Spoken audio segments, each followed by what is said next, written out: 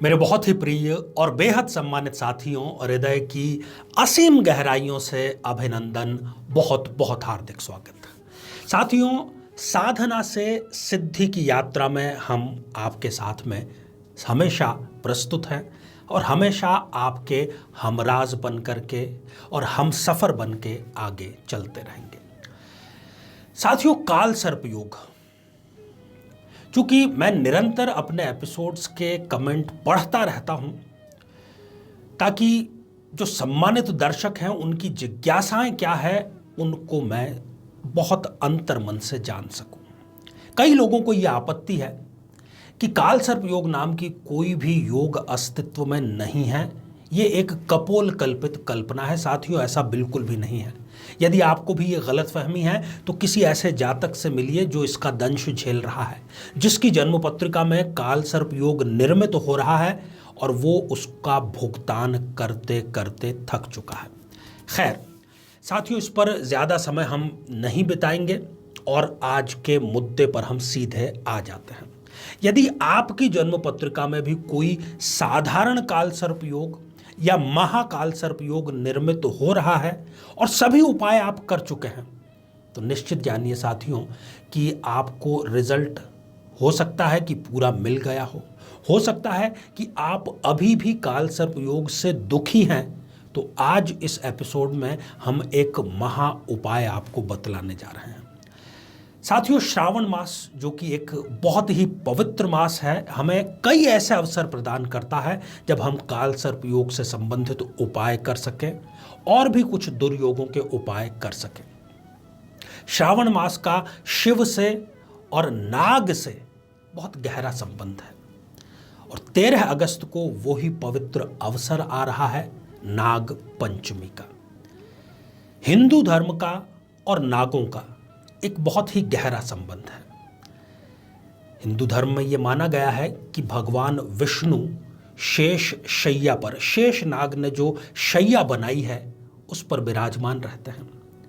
महादेव शिव सदैव ही अपने गले में नाग को धारण किए हुए होते हैं और ऐसी ही बहुत ही साइंटिफिक रीजन के तहत नाग पंचमी, आप देखिए कि नाग पंचमी अभी ही क्यों मनाई जाती है, साल भर के किसी और पक्ष में क्यों नहीं मनाई जाती। जब इस समय वर्षा होती है और वर्षा होने के कारण सांप के बिलों में जब पानी भर जाता है तो वो अपनी जान बचाने के लिए बिल से निकल करके कहीं इधर उधर घरों में, कारखानों में या जहाँ पर इंसान की आबादी है वहाँ जाता है और कुछ लोग अज्ञानवश या डर के वश उस सांप की हत्या कर देते हैं और पाप के भागीदार बन जाते हैं। तो हमारे ऋषि मुनि ने बहुत ही सोच समझ करके इसी दौरान, वर्षा ऋतु के दौरान, नाग पंचमी के अवसर का निर्धारण किया कि आपको नाग पंचमी के तौर पर साधना के साथ में ही सांप की या नाग की पूजा करनी चाहिए, ना कि उनकी हत्या करनी चाहिए। और सांप को आप देखेंगे कि वो कितना जीजीविषा वाला प्राणी है। आपको रेगिस्तान में भी सांप मिल जाएगा, समुद्र नदी में भी सांप मिल जाएगा, वनों पहाड़ों में भी सांप मिल जाएगा। वो हर जगह सरवाइव करता है, सर्वाइवल ऑफ द फिटेस्ट। तो साथियों, कुछ ऐसी किंवदंतियां भी हैं जो आपने हो सकता है कि कुछ पुरानी हिंदी फिल्मों में देखी हो कि सांप जो है वो बदला लेता है। सांप धन की रक्षा करता है। यदि कहीं पर खजाना दबा पड़ा है और कोई व्यक्ति उसको पाना चाहता है तो सांप जो कि रक्षक है उस धन का, वो उसको आसानी से धन तक पहुंचने नहीं देता।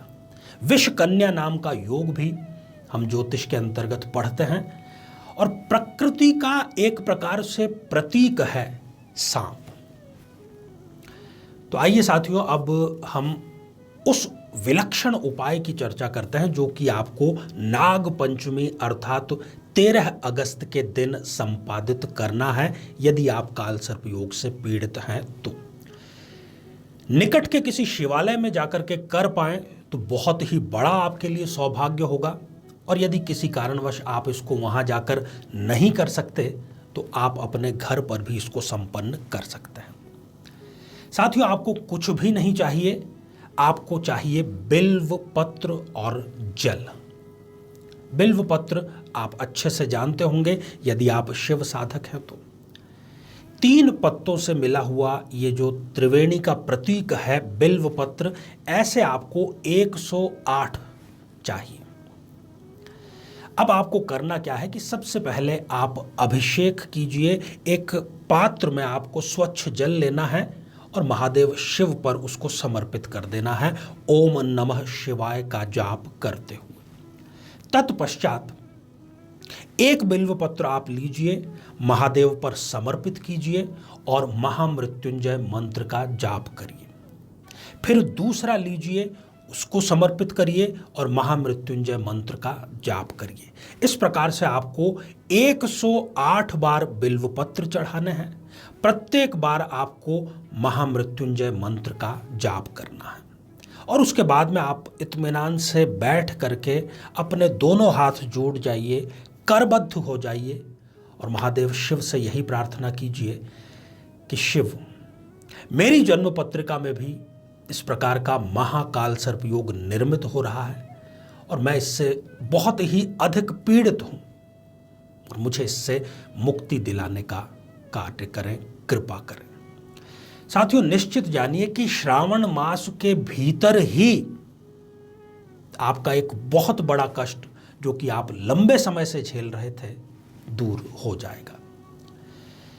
साथियों, इसी प्रकार के जीवन को आसान बनाने वाले बेहद सरल उपाय हम अपने इस साधना सिद्धि चैनल पर निरंतर लाते रहेंगे और इससे भी बड़ी सूचना यह है कि प्रति माह के अंतिम रविवार को लगभग 12:15 बजे के आसपास हम YouTube पर अपने इसी चैनल के माध्यम से लाइव प्रस्तुत होंगे। आप अपने प्रश्न कमेंट के माध्यम से पूछ सकते हैं। अपना date of birth, time of birth, place of birth भेज करके और परिवार के किसी भी एक व्यक्ति का कोई एक प्रश्न आप पूछिए और हमारा ये विशुद्ध प्रयास रहेगा कि हम अधिक से अधिक प्रश्नों को शामिल करें। साथियों, आप सभी स्वस्थ, समृद्ध और शांतिपूर्वक जीवन व्यतीत करें। नमस्कार।